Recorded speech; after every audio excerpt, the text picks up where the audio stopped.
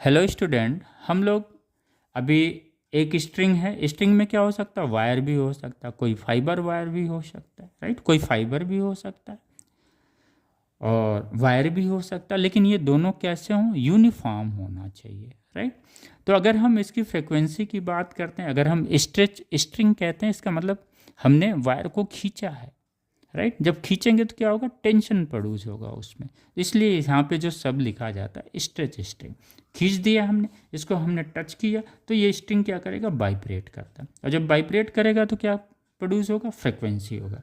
तो स्ट्रिंग का जो फ्रिक्वेंसी हमें मिलेगा, ये मिलेगा n equal to p/2l √t/m। ये t क्या है? टेंशन इन द स्ट्रिंग है, राइट। और m क्या है? ये m है यूनिट लेंथ। जो मास क्या m क्या है? मास है किसका? Per unit length of the string, right. Clear हो गया? अगर टोटल स्ट्रिंग की मास m है, स्मॉल m है, और उसका लेंथ वाइब्रेटिंग लेंथ l है, हमेशा वाइब्रेटिंग लेंथ की बात हम करेंगे, तो ये क्या होगा? m।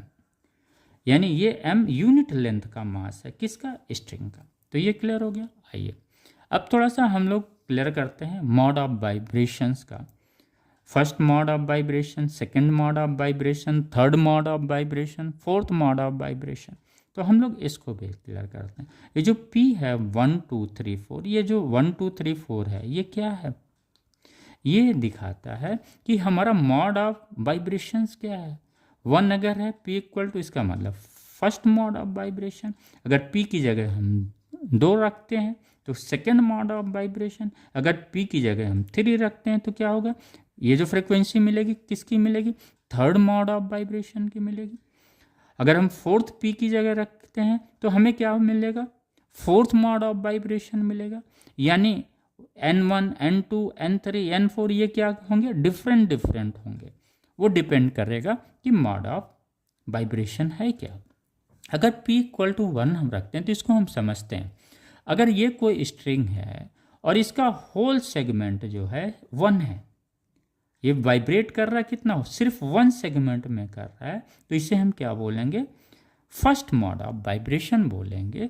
और इससे जो फ्रिक्वेंसी मिलेगी ये N1 जो होगा वो क्या होगा? फंडामेंटल फ्रिक्वेंसी इसको बोलेंगे, या फंडामेंटल टोन बोलेंगे। फंडामेंटल फ्रिक्वेंसी और फंडामेंटल टोन, राइट। क्लियर हो गया? और ये जो, और या इसको क्या बोलेंगे? फर्स्ट हार्मोनिक बोलेंगे। सेकंड में क्या होगा? ये 2 सेगमेंट में वाइब्रेट करेगा। Thank you.